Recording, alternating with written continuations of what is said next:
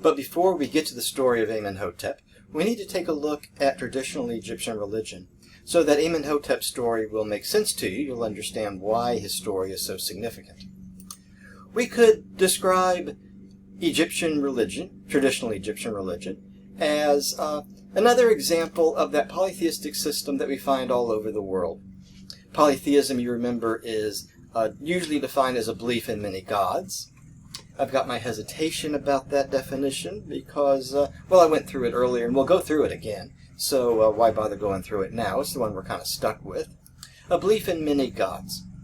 If we wanted to start talking about Egyptian polytheism, and if we wanted to diagram Egyptian polytheism so we had something to look at, we would start off with the people down here in this physical universe that you and I live in, that we interact with bodily, that we interact with materially, that the matter of our bodies interacts with the matter of the world around us, the world that we taste, touch, see, smell, and hear, that we experience with our five senses, that we experience bodily, this physical universe you and I live in. Somewhere up above the physical world that you and I live in some kind of spiritual atmosphere up there, float the gods. And if we wanted to diagram Egyptian polytheism, we'd end up with a diagram like this, which may look familiar to you, because in fact I used the same drawings for Egyptian polytheism that I did for Sumerian polytheism. And that's because the two religions are practically identical. By that I mean that in practice, practically, they work the same. They are identical. Now, of course, you have different gods in Egypt than you have in Sumer. That would make sense. But what I mean by that is if you had grown up in Sumer and had moved to Egypt, you would soon discover that, as you might have expected, that there are different gods in Egypt than there are in Sumer. And of course there are different gods than there are in Egypt than there are in Sumer. And there are different stories told about the gods and that kind of thing. But what I mean is that in practice, the religions would work the same. Very little about the religion would surprise you. And that's the broad outline of traditional Egyptian religion. But there are some slight changes over time. If we look at Egyptian religion in the Old Kingdom, then let's just start there with the Old Kingdom. As far as the Old Kingdom goes, there's really only one major difference between Sumerian religion and Egyptian religion. And that is that, I'm going to have to turn my pointer on again. I'm dreading this. Hold on.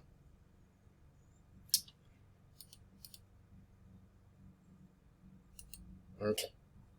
The only differences, significant difference, I mean there's lots of other differences, but the only one significant for us in this course, is that once a generation, one person, when they die, gets promoted and gets to become one of the gods. And you can probably guess who that person is. The Pharaoh. Yeah, I knew you'd already figured that one out. The Pharaoh gets to live after death as a god. Now, it's a bit more complicated than that, and you'll be looking at one man's life journey through the afterlife. When the Pharaoh dies, he has to appear before a panel of 42 gods, and they have to decide whether he's good enough to become one of the gods. But, I mean, come on. Once you're in the Pharaoh club, you're pretty much going to become in the God club. Okay. It's pretty much in the game. But that's the one significant difference.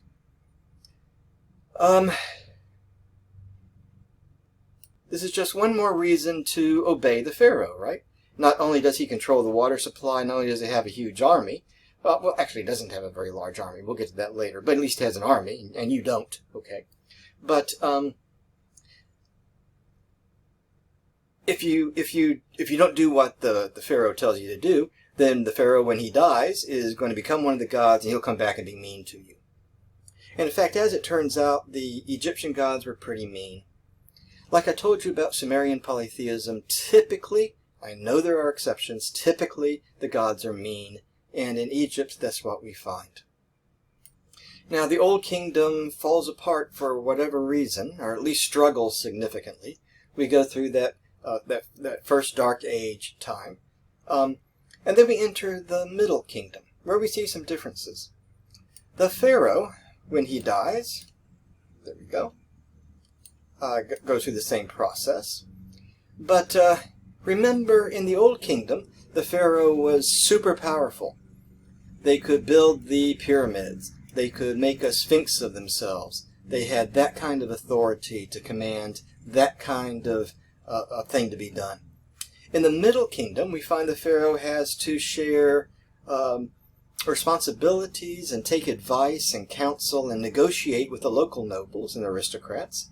And so the afterlife opens up to some other people. Essentially, yes, aristocrats and nobles, but anyone who could afford to be mummified, that was part of the deal.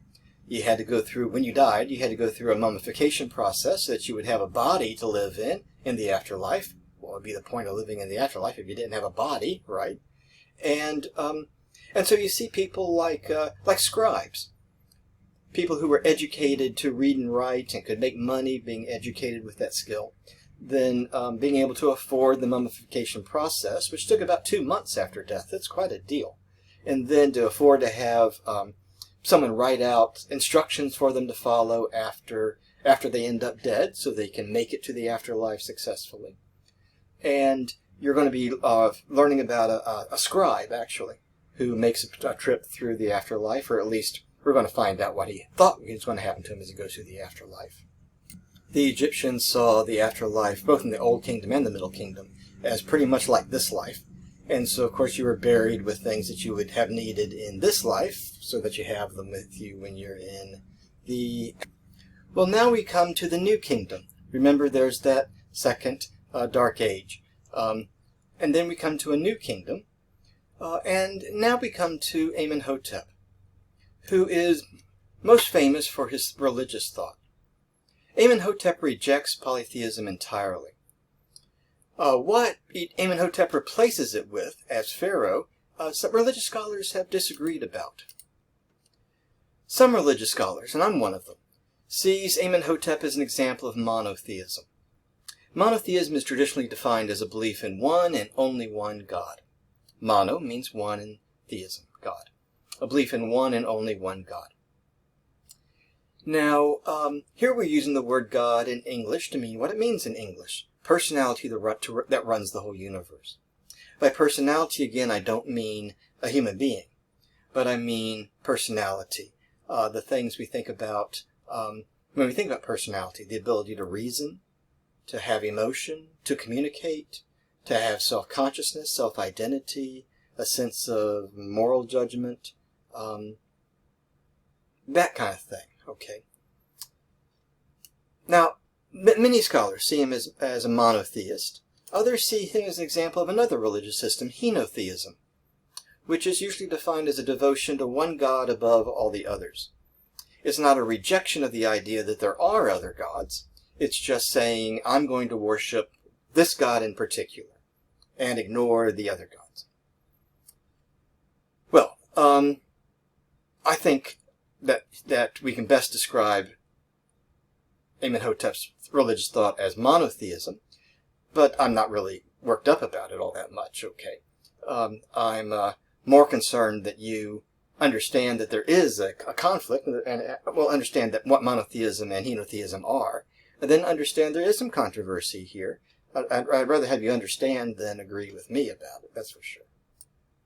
Amenhotep chooses as this new one God, whether it's the one God who's the only God, or whether it's the one God who is the one who's going to be worshipped above all the others. Well, he gives this God the name Aten.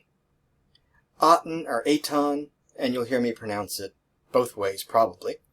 It's sometimes spelled A-T-E-N. You should be aware of that. Like I said, in the ancient Near East, oftentimes words come to us in English that are spelled out phonetically, and so they're spelled out different ways, and it's all okay. Aten, or Aton. Aton is, see, I just myself said it the other way.